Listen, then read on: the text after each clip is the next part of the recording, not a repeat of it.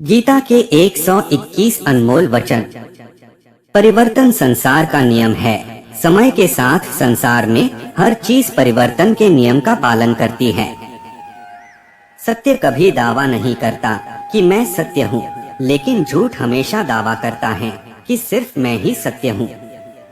नरक के 3 द्वार हैं, वासना, क्रोध और लालच। किसी का अच्छा ना कर सको तो बुरा भी मत करना, क्योंकि दुनिया कमजोर है, लेकिन दुनिया बनाने वाला नहीं।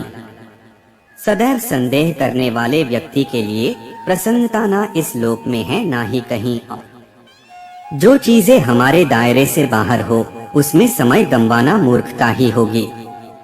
न तो यह शरीर तुम्हारा है और न ही तुम इस शरीर के मालिक हो।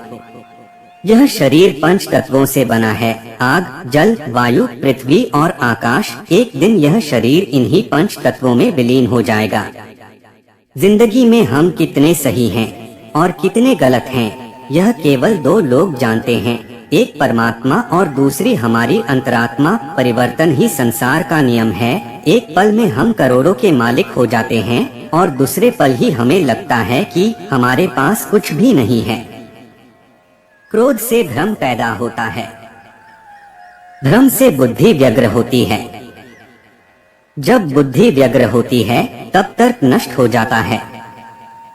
जब तर्क नष्ट होता है तब व्यक्ति का पतन हो जाता है। जैसे अंधेरे में प्रकाश की ज्योति जगमगाती है, ठीक उसी प्रकार से सत्य की चमक भी कभी फीकी नहीं पड़ती। इसलिए व्यक्ति को सदैव सत्य के मार्ग पर चलना चाहिए। मनुष्य जिस रूप में ईश्वर को याद करता है, ईश्वर भी उसे उसी रूप में दर्शन देते हैं। अपने आप को भगवान के प्रति समर्पित कर दो, यही सबसे बड़ा सहारा है। जो कोई भी इस सहारे को पहचान गया है, वह डर, चिंता और दुखों से आजाद रहता है। इंद्रियों की दुनिया में कल्पना सुखों की प्रथम शुरुआत है और अंत भी जो दुख को जन्म देता है। मन की गतिविधियों, होश, श्वास और भावनाओं के माध्यम से भगवान की शक्ति सदा तुम्हारे साथ है और लगातार तुम्हें बस एक साधन की तरह प्रयोग करके सभी कार्य कर रही है। बुरे कर्म करने वाले सबसे नीच व्यक्ति जो राक्षसी प्रवृत्तियों से जुड़े हुए हैं और जिनकी बुद्धि माया ने घेर ली है, वो मेरी पूजा या मुझे पाने का प्रयास नहीं करते। बुद्धिमान को अपनी चेतना को एकजुट करना चाहिए और फल के लिए इच्छा छोड़ देनी चाहिए। सज्जन व्यक्तियों को सदैव अच्छा व्यवहार करना चाहिए, क्योंकि इन्हीं के पद चिन्हों पर सामान्य व्यक्ति अपने रास्ते चुनता है। निर्माण केवल पहले से मौजूद चीजों का प्रक्षेपण है। अपने अनिवार्य कार्य करो, क्योंकि वास्तव में कार्य करना निष्क्रियता से बेहतर है। इस संपूर्ण संसार में कोई भी व्यक्ति महान नहीं जन्मा होता है, बल्कि उसके कर्म उसे महान बनाते हैं। गीता में कहा गया है, कोई भी अपने कर्म से भाग नहीं सकता, कर्म का फल तो भुगतना ही पड़ता है। अपने कर्म का पालन करो, क्योंकि वास्तव में कर्म अकर्म से बेहतर है।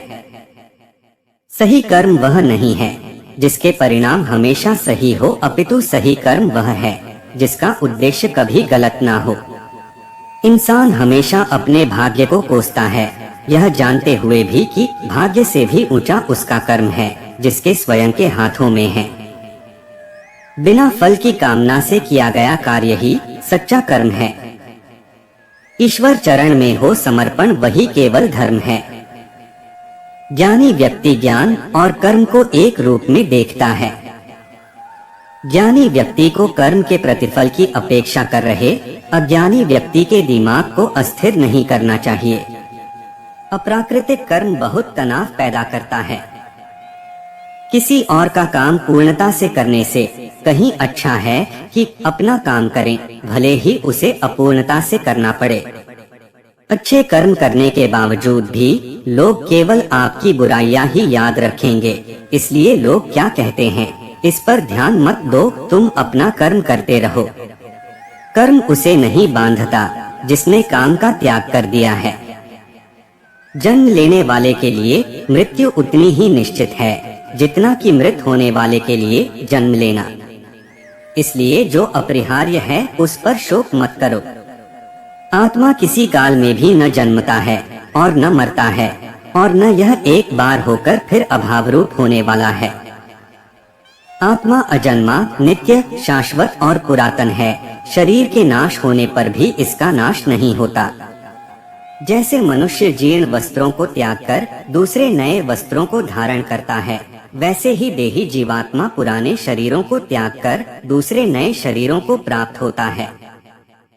जो आत्मा को मारने वाला समझता है और जो इसको मरा समझता है, वे दोनों ही नहीं जानते हैं, क्योंकि यह आत्मा न मरता है और न मारा जाता है।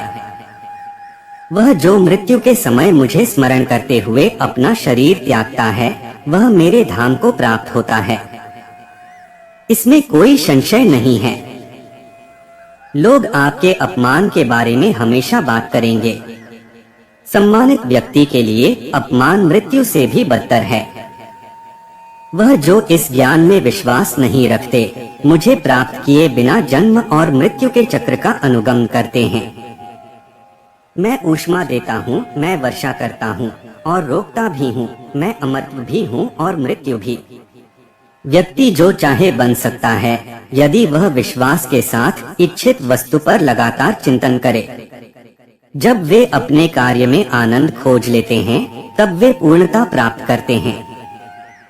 याद रखना, अगर बुरे लोग सिर्फ समझाने से समझ जाते तो बांसुरी बजाने वाला भी कभी महाभारत होने नहीं देता। जो बीत गया उस पर दुख क्यों करना, जो है उस पर अहंकार क्यों करना, और जो आने वाला है उसका मोह क्यों करना। हमारी व्यर्थ की चिंता और मन का भय एक ऐसा रोग होता है जिससे हमारी आत्मीय शक्ति बिखर जाती है। हर व्यक्ति का विश्वास उसकी प्रकृति के अनुसार होता है।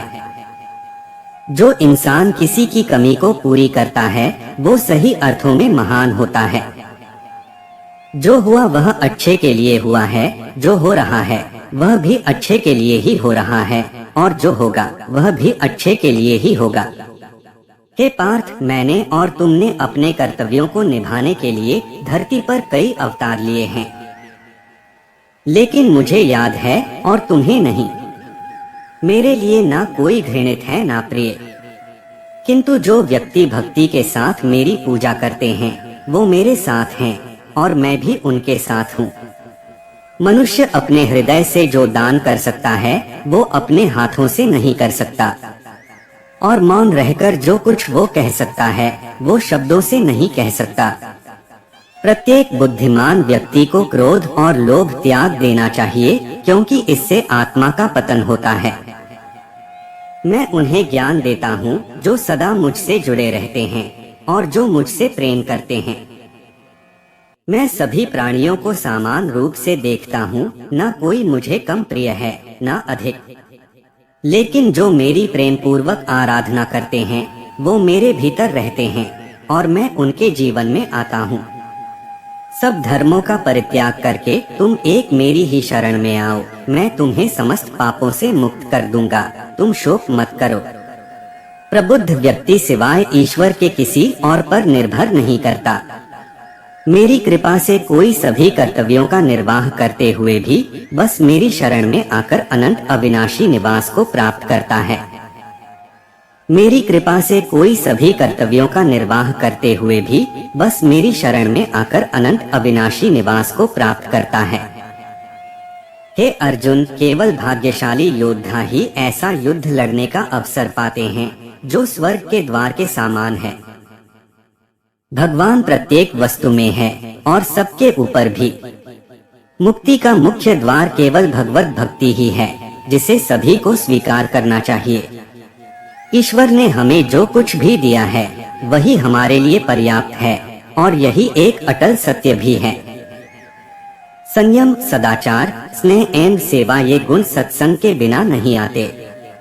बुद्धिमान व्यक्ति का मुख सुख में आनंद नहीं लेता।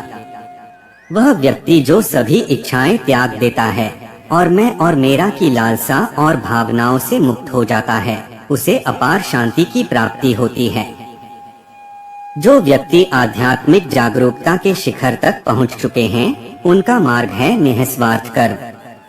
जो भगवान के साथ संयोजित हो चुके हैं, उनका मार्ग है स्थिरता और शांति। जो मन को नियंत्रित नहीं करते, उनके लिए वह शत्रु के समान कार्य करता है।